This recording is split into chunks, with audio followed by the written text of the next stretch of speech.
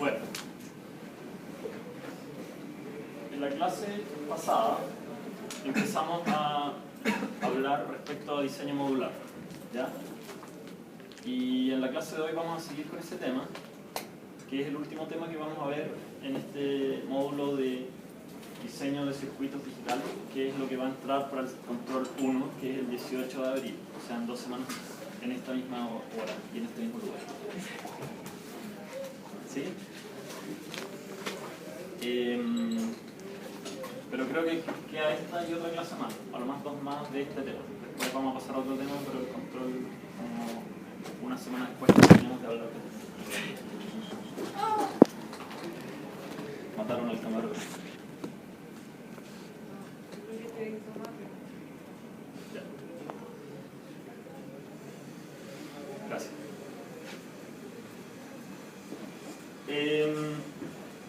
Bueno, lo primero de lo que vamos a hablar hoy fue algo que tenía que ver con una pregunta que me hizo alguien, pero no me acuerdo quién era, respecto a los buses. Y se acuerdan que hablamos que cuando se conectaban varias salidas a un mismo cable. ¿Tú lo preguntaste? ¿Cuál es tu nombre? Eduardo. Ya.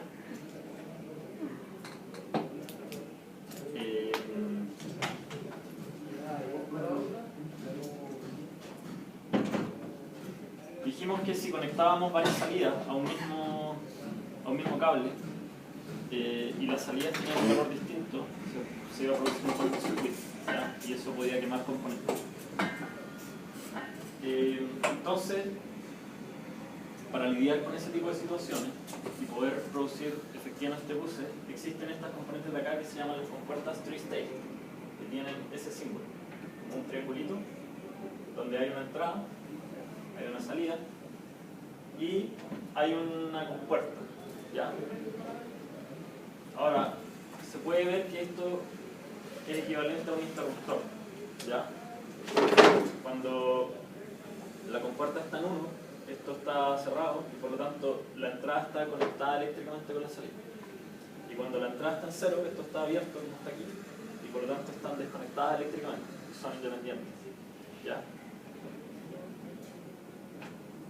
En este caso, y por eso esto me serviría para habilitar ganar esta habilidad de poder tener varias salidas conectadas a un mismo cable y yo poder elegir cuál va a ser la que efectivamente está conectada para evitar cortocircuito. ¿Sí? Entonces, como dijimos, si C igual 0 y que la salida se desconecta y no influencia el circuito. Y así se pueden evitar cortocircuitos. Entonces aquí hay algunos ejemplos. Si nosotros, por ejemplo, tenemos estas dos compuertas tri-state, o sea, cuyas salidas están conectadas y estas son sus entradas, entonces la de la izquierda tiene una entrada de 1 y una salida de 0, yo puedo elegir que la salida que sale por acá es la de esta compuerta, entregándole por su compuerta 1 y entregándole la otra compuerta un 0, ¿sí? Y ahí no van a haber problemas. ¿Por qué no van a haber problemas, Sebastián? Porque está abierta la compuerta. ¿Ya? ¿Y eso qué significa? Que no se produce cortocircuito. ¿Por qué? Si vemos qué es lo que pasa aquí dentro como cables, ¿qué es lo que está pasando?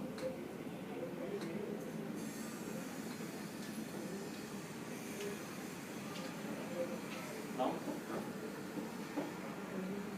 Al haber aquí un 1, este interruptor que está aquí dentro está cerrado, por lo tanto esta salida está conectada con esto, ¿sí?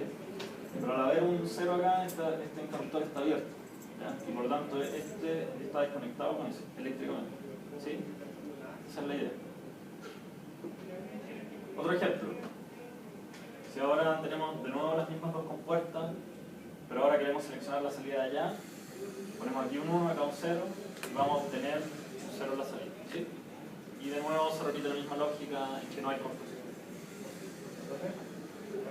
Eso existe bidireccional.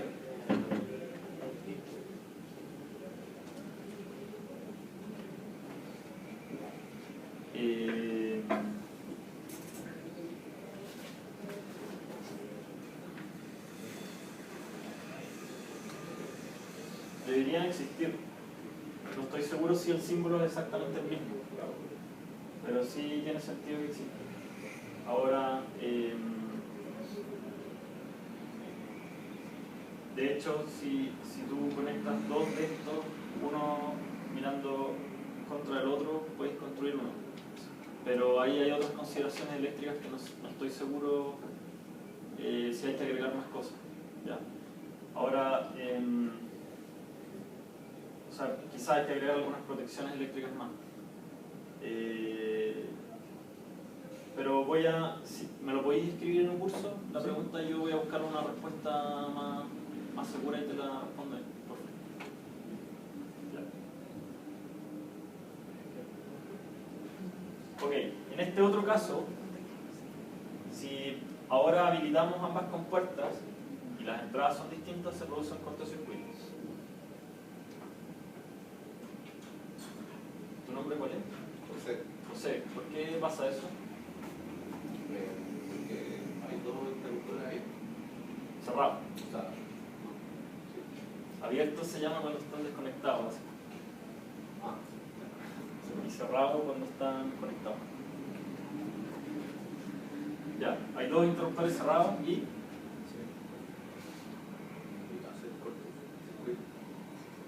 al estar estos dos cerrados, lo que ocurre es que esta entrada de acá queda eléctricamente conectada con esta otra de acá. Y aquí hay un voltaje de 0 volts, por ejemplo, y aquí hay un voltaje dependiendo de la electrónica, pueden ser 5 volts. Entonces, ese es el cortocircuito. ¿Sí? Por otro lado, ¿qué pasa si ponemos en ambas compuertas un 0? ¿Pablo? Ninguna de las voltajes llega abajo. ¿Ya? ¿Y qué pasa con la salida entonces? Es cero. O indefinido. Lo que pasa en ese caso con la salida es que queda flotando, queda desconectada. ¿Ya? Y por lo tanto nosotros podemos conectarnos con otra salida ahí y hacerle cambiar su valor. Por lo tanto, esta misma filosofía se puede escalar a varios tri-state. Pero si tuviéramos un circuito, estamos recién prendiendo, le damos dos entradas cero y conectamos la salida, eso queda como indefinido por el tiempo hasta que llegue un valor. Sí. Sí. Si no hay nada más conectado, ¿Problema a nivel de circuitería? no. O sea, problemas eléctricos no van a haber con eso. ¿Ya?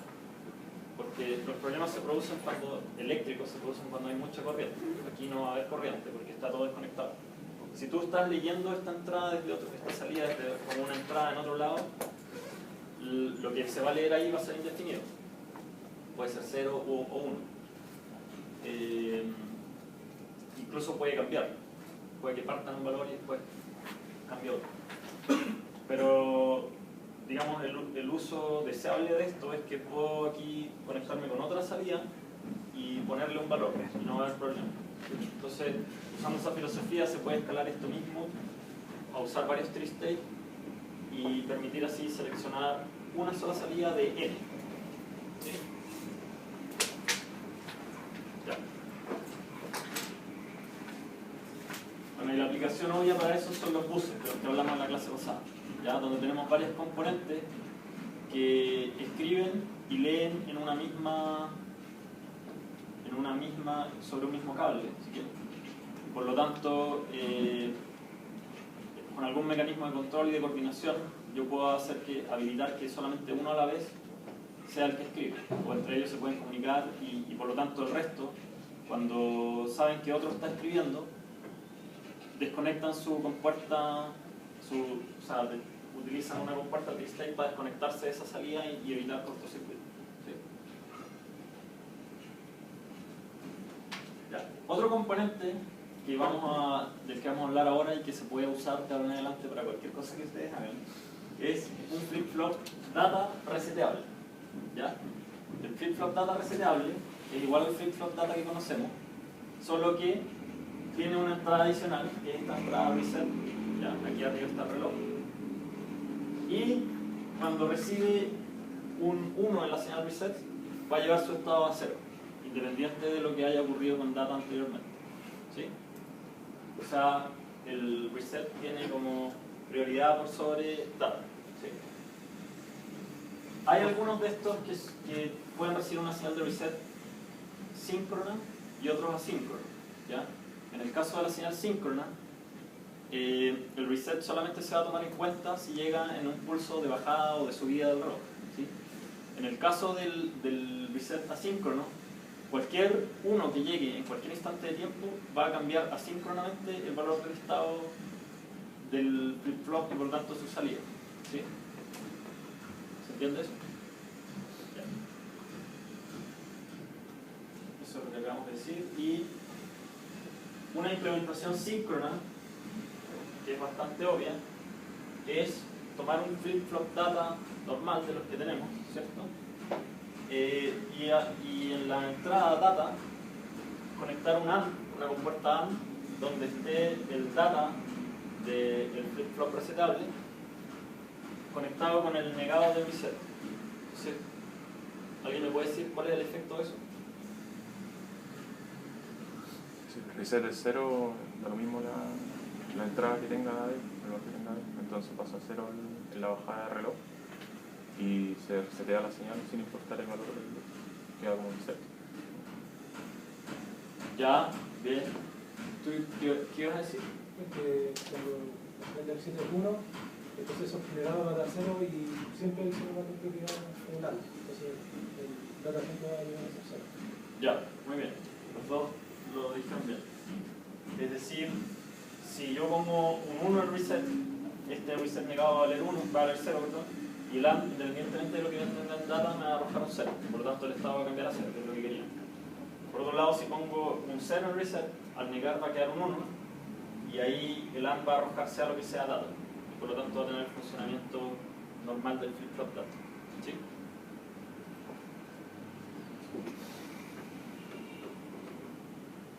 Usando la misma lógica, podemos definir un registro reseteable, ¿ya?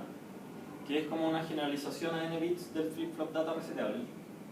Entonces, ahora tenemos de nuevo una entrada reset, tenemos una entrada de datos, una salida, un reloj, y lo que va a ocurrir es que la señal de reset, que tiene solamente un bit, va a hacer que cuando se produzca esta señal, todos los bits de estado del registro se van a ir a cero. ¿Sí? ¿Hay alguna consulta respecto a eso? Ya. Fácil. ¿Cómo se podría implementar eso a partir de, por ejemplo, flip-flop data reseteables? Muchos flip-flops en paralelo y bueno, la señal de reset está conectada a todos la señal de reset de los flip-flops reseteables. Perfecto. ¿Y el reloj? Y el reloj también está conectado a todos los... Ya. Perfecto. Entonces, ¿tú ves Mauricio? Sí. Lo que dijo Mauricio es que internamente aquí podemos poner n flip-flop data reseteables en paralelo, es decir, que no estén realimentados entre sí, y cada bit de entrada de este registro va a ir a uno de esos flip-flop data, y cada bit de salida de esos flip-flop data va a ir a uno de los bits de salida de este registro, ¿sí?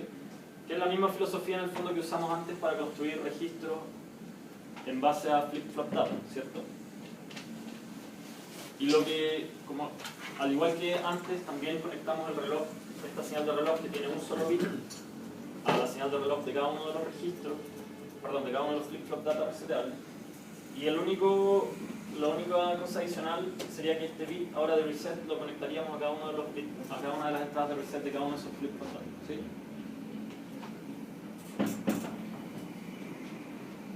Este es una componente que ya vimos en un ejemplo en una clase anterior, pero la vamos a volver a ver porque ahora estamos hablando de diseño modular, que es el sumador de un bit con 3 entradas. Recibe 3 bits, ¿ya? Que les podemos llamar X0, que es 1 y X2, entrega 2 salidas, que serían el resultado y el acarreo o la reserva, dijeron algunos la otra vez, en inglés carry. Se puede ver como así el bloque en un esquemático. Aquí está la entrada, aquí está la salida.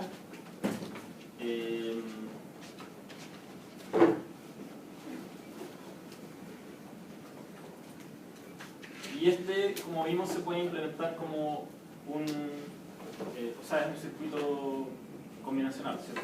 Ya en una clase, cuando vimos la metodología de diseño de circuitos combinacionales, vimos cómo implementarlo, con el ejemplo que usamos. Ahora, a partir de sumadores de 3 bits, nosotros en otra clase anterior vimos cómo podíamos, usando el algoritmo de colegio, hacer un sumador en paralelo de 4 bits, ¿cierto? ¿Se acuerdan? ¿Quién se acuerda cómo se hacía? ¿En paralelo o en cascada? En cascada, sí, en cascada. O sea, conectábamos el carry como entrada a otro sumador. ¿Ya? Entonces se ponían los cuatro se sumaron, a ver, el bit n de cada una de las cifras, se conectaba a un sumador. Y el carry que salía de ese sumador se conectaba como entrada al siguiente, Claro. al siguiente sumador. Bueno, y el primer sumador recibe el carry 0 inicial. Sí, exacto. Lo que hacíamos ahí era poner un sumador por cada bit, ¿ya? Desde el menos significativo hasta el más significativo, y por lo tanto usamos para cada una de las dos, para dos entradas de cada sumador, usábamos un bit de entrada, los bits de entrada correspondientes de cada una de las entradas, ¿cierto? Porque tenemos dos entradas de 4 bits en este caso. Y la tercera entrada la tomamos del sumador del bit que era uno menos significativo que ese, ¿cierto? Del carry de ese sumador. En el caso del menos significativo, como dijo Mauricio, ese carry entraba con un 0. Y en el caso del más significativo, la salida del carry, como no había ninguno más, la entregamos como el carry de salida del sumador completo. Ya, usando una filosofía similar, podemos implementar un sumador serial, ¿ya? Y la idea de este sumador es que vamos a ir recibiendo, tenemos ahora las dos entradas de un solo bit, ¿ya? Y por lo tanto acá podemos sumar n bits, pero lo vamos a hacer en n instantes de tiempo, ¿ya? Entonces lo que va ocurriendo es que en el instante 0 recibimos x sub 0 e y sub 0, los bits menos significativos. Y en ese instante de tiempo vamos a entregar R0, ¿ya? Que es el bit menos significativo del resultado. Y esto va a seguir así hasta que decidamos parar la suma. ¿Cómo se para? Con este bit de control H, que en el fondo hace internamente cualquier acarreo que estemos llevando, cualquier reserva que tengamos, se elimina. ¿Ya? Partamos de 0, una suma. ¿Entienden? Entonces, para empezar, hay que poner el H en 1 y después de eso podemos empezar a poner una secuencia en X y que va a ir desde los bits menos significativos a los más significativos y vamos a ir recibiendo por acá el resultado desde el bit menos significativo al más significativo. Si vemos la línea de tiempo, vemos que acá parece que el H está negado.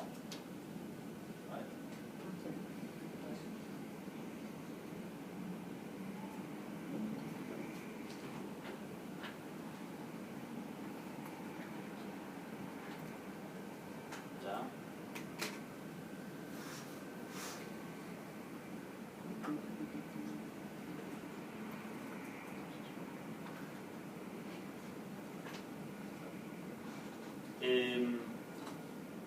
El H está invertido con respecto a lo que yo dije, ¿ya?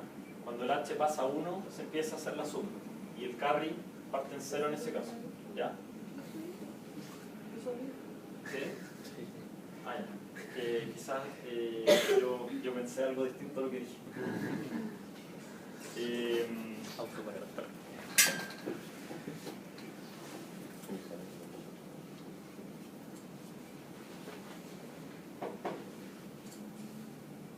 Entonces, en el primer instante de tiempo, que funciona de forma asíncrona o lo que se ve acá, yo recibo un 0 en X y un 1 en Y, y en el resultado voy a arrojar un 1, ¿ya? Y el carry va a tener un 0. En el instante de tiempo siguiente, voy a tener un 1 en el X, un 1 en el Y y el resultado va a ser un 0. ¿Ya? Pero para el instante de tiempo siguiente, el carry va a ser un 1. ¿Sí?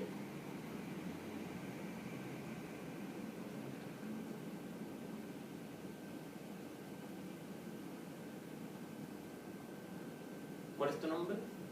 Yo, ¿Sí? Fernando. Fernando, ¿me puedes decir qué pasa en este instante de tiempo? No sé, recibió un 1, un 0 y cubió 0 y el carry un 1. Eso veo. Recibiste un 1, un 0, ¿y qué más? El H también 1. Ya, la H es un 1, pero eso es igual en todo este periodo en el cual estamos realizando la suma. Entonces, creo que cubrió 0 y luego el carry un 1. ¿El carry es interno? No entiendo eso. El carry es interno, sí. No está en la interfaz de este sector, se usa internamente. Pero este carry es el que obtuvimos de la vez anterior. Ah, ya. ¿Ya? Entonces, Ya. Entonces, de nuevo, tenemos un 1 y un 0, ¿y qué más pasa? ya, pasa el 0 y entonces vota el de ¿Cuánto es 1 más 0? No sé, 1. Ya, bien. ¿Y cuál entonces debería ser el resultado? 1. 1. ¿Y cuál es el resultado? Que somos el carry y 1 más 1. Ah, ya. Entonces, tenemos 1 más 0 más el carry da 2, que en binario es 10, ¿cierto? Y entonces queda un 0 y pasa un carry de... Pasa un carry al siguiente. Ya, bien. Allá atrás, ¿cuál es tu nombre? Alfonso. Alfonso. ¿Qué pasa en esta columna de acá? H es 1, X es 1, Y es 1. No, también es 1 y carry es 1. ¿Por qué el resultado es 1? Ahí le dice el gráfico. Ya, pero yo no te estaba preguntando cómo tú te diste cuenta que era 1, sino cuál es la razón por la cual el resultado debería haber dado 1. Porque tenemos el carry del anterior ¿Ya? y tenemos 2 1, entonces tenemos que contar 3 entre 1. ¿Ya? Entonces dejamos el carry en 1 de nuevo y el resultado Ya. en 1. ¿Sí? Excelente. Muy bien. ¿Alguien tiene alguna duda de cómo funciona? Perfecto. El reloj también. El reloj te permite saber cuándo pasó un instante de tiempo. ¿Ya? Por ejemplo, si tú tienes las mismas señales en H, X, Y, pero el reloj funciona al doble de la frecuencia, si te fijas, el resultado va a ser distinto. ¿Sí? Porque lo que te está diciendo acá es, como acá estamos recibiendo serialmente las entradas y queremos entregar serialmente las salidas, yo, por ejemplo, te puedo pasar una secuencia que esté en 1 por 10 milisegundos. Pero dependiendo del reloj, eso puede ser 1, 1, o 10, 1, o ningún 1. ¿Sí? Entonces, este te va diciendo cuándo hay un instante de tiempo. ¿A quién se le ocurre cómo se podría implementar esto? Como un sumador... Flip-flop data, Un flip-flop data y un sumador. ¿Ya? El carry alimenta el flip-flop data. ¿Ya? Y el carry se usa para pasarlo de un flip-flop data a otro. ¿Y qué guardaría el flip-flop data? El carry.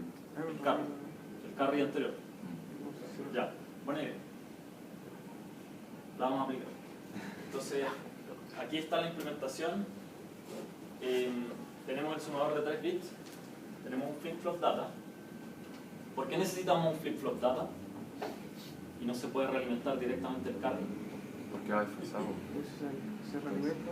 Entonces va a realimentar con el anterior. Iría cambiando el R cuando cambie la... Yo no entiendo. ¿Estáis inventando un sumador con un sumador? Sí, pero este sumador, el sumador que esté aquí adentro es un sumador asíncrono de 3 bits, ¿ya? Que es el que vimos acá. ¿Ya? Que recibe 2 bits, o sea, recibe 3 bits en la entrada y entrega inmediatamente el resultado y el carry. ¿Ya? Este sumador de acá es un sumador de n bits. Puede sumar cualquier número finito de bits. ¿Ya? Pero lo hace serialmente. Entonces, en cada instante de tiempo recibe un par de entradas y entrega el bit correspondiente a, o sea, un par de bits de la entrada. En la secuencia va desde los menos significativos hasta los más significativos, y entrega el bit correspondiente de la salida, también en el mismo orden. Y el H, yo lo activo o lo desactivo cuando yo quiero, no tiene nada que ver con el reloj. No tiene nada que ver con el reloj, en cierta forma, pero es la señal de control acá. Entonces yo lo que logro con el H es decir cuándo estoy sumando, y por lo tanto un efecto de eso también es que cuando pongo H de 0 a 1, el carry se debería ir a 0, para empezar sin carry y sumar el bit menos significativo sin carry. Es como producir el efecto de ese 0 que se conectaba al primer sumador en el que estaba implementado en cascada, ¿cierto? Bueno, aquí hay un circuito combinacional de control secuencial, que internamente tiene un flip-flop data, y probablemente podríamos, si nos olvidáramos de esto, de esa señal de control, simplemente poner aquí un flip-flop data, ya no es mucho más que eso. O quizás podría ser un flip-flop data reseteable, y ahí sería como bien directo. Pero, hola. Pero lo que vamos a hacer, y la idea de sus compañeros fue acertada, es usar este sumador y vamos a replicar exactamente el mismo, si quieren verlo así, algoritmo que usamos para sumar con el sumador en cascada, pero ahora lo vamos a hacer serialmente. Entonces ahora necesitamos n instantes de tiempo. Y en vez de hacer que este carry, que antes lo pasábamos al sumador que teníamos al lado, que era el que era un bit más significativo, lo que vamos a hacer es retrasar ese carry y pasarlo al instante de tiempo siguiente, que va a ser el bit uno más significativo. Cuando se sume en el instante de tiempo siguiente el bit que es uno más significativo que el de ahora, voy a usar el carry que se está produciendo ahora, ¿sí? Y para eso se usa el flip-flop data que está aquí. ¿Se entiende? ¿Alguien tiene alguna duda? ¿En algún momento no deberíamos retornar el carry al final? Eso sería una opción. No, este circuito no tiene esa posibilidad, pero uno como usuario de esto, si quisiera leerlo, podría hacerlo. ¿Cómo lo podría hacer? Al final, diciendo que el último X y el último igual a 0. Exacto. Le puedo agregar a mi secuencia de números que quiero sumar 2 ceros en la entrada al final, y con eso voy a poder leer el último carry en el resultado. ¿Se entiende? ¿Sí? No.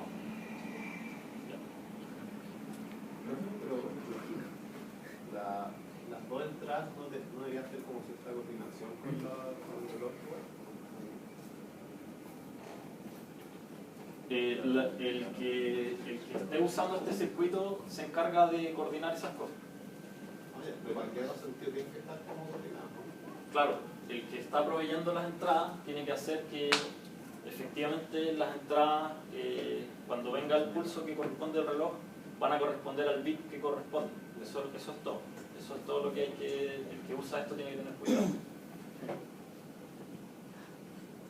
Y también, bueno, de leer las salidas cuando corresponde. ¿Sí? ¿Alguna otra pregunta?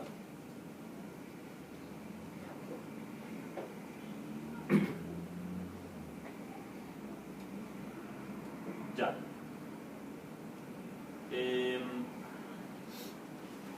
Si queremos ver qué es lo que ocurre en el circuito de control, podemos ver un diagrama de estado, ¿ya? Donde hay dos estados. En uno de los estados,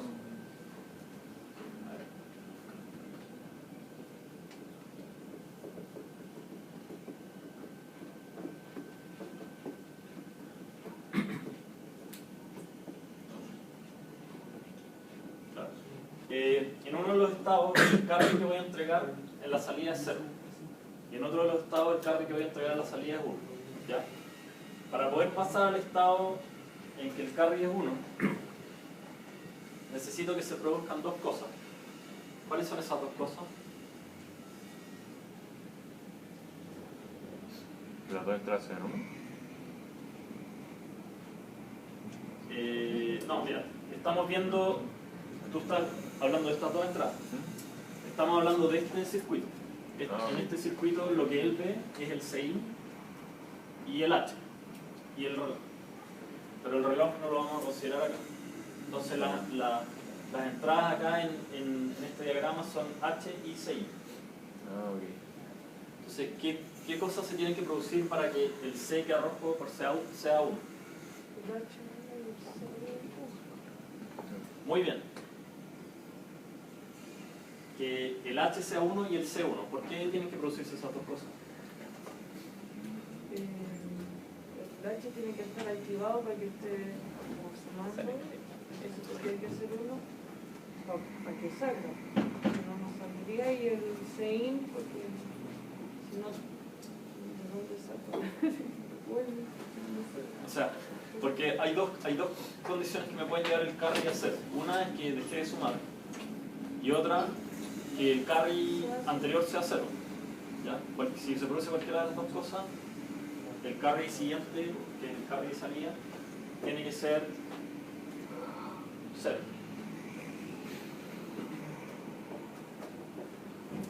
Por lo tanto, para que el carry sea 1, voy a necesitar que ambos sean 1.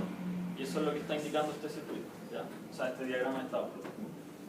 Si recibo la secuencia 1, 1, en H, C, voy acá, y acá me voy a mantener siempre que la secuencia sea 1. En cualquier otro caso me voy a C igual 0 y me mantengo ahí. Ahí la respuesta, ¿por qué 0? Cuando es 1 y 1, debe ser 1. Estoy en C igual 0 y ya H igual 1 y C igual 1. Debe ser en 1. La respuesta debe ser ahí. ¿Cuál? Porque ¿Esa? Sí. No, la esta. Porque estamos en el estado 0 y por definición el data retrasa un ejemplo.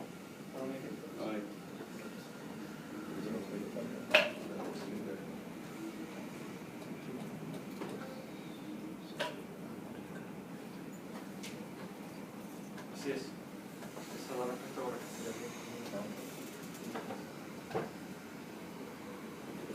O sea, cualquier transición que salga de acá va a tener salida 0. Cualquier transición que salga de acá va a tener salida.